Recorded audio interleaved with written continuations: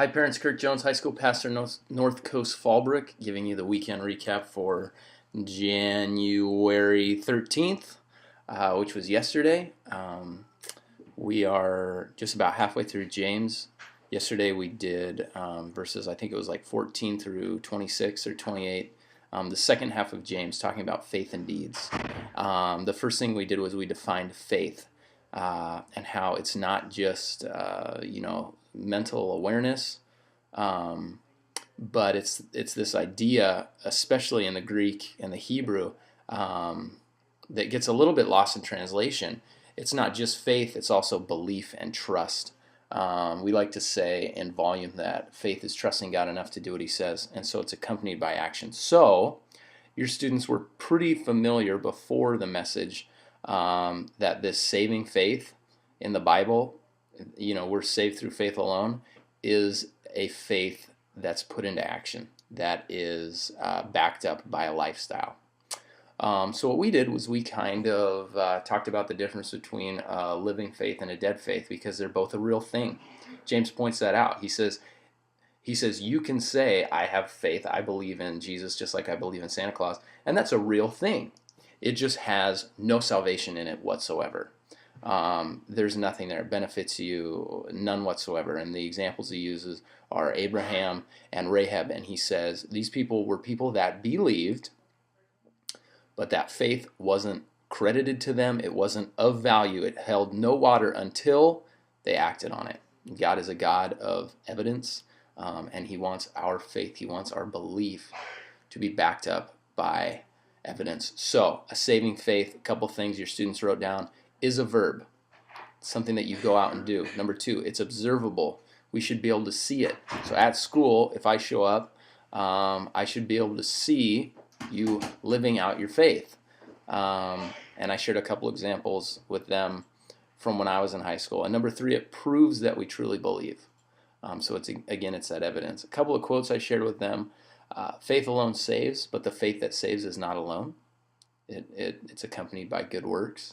Deeds are the evidence of our faith. Also, if there's no evidence of a new life, there was no genuine saving faith. And the grace that does not change my life will not save my soul. So I challenge your students, and they're a good group of kids.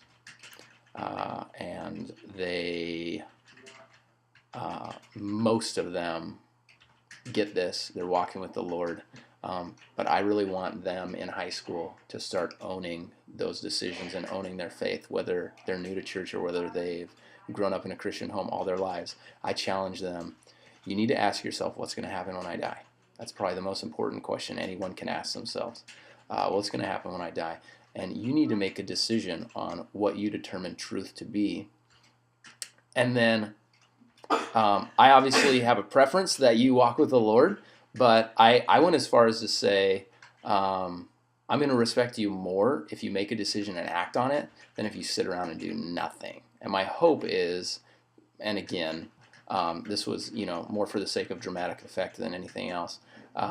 Most of them are walking with the Lord, but they need to understand that that is a decision that you make and then you act upon. The last verse in that passage is, just as the body without the spirit is dead, so faith without deeds is dead. A dead body is a real thing. It's just not really helping anybody else out. And faith without deeds is a real thing. A lot of Americans say, hey, yeah, I call myself a Christian. It's great. That's good enough, right? That's a real thing that really exists, but it has no salvation in it. There is no relationship there. So next week, if your student is going to winter camp, we will not be around on the weekend. So you need to drop them off at 2:30 on Friday. We're going to leave at 3. If you go to Fallbrook High, you're out at like noon on Friday because of finals. They should not pack a sleeping bag, a pillow, or a towel. All of those things are provided for us up there. And we are going to return probably between noon and 1 to the backyard, 550 Industrial Way, Suite C, Fallbrook, on Sunday.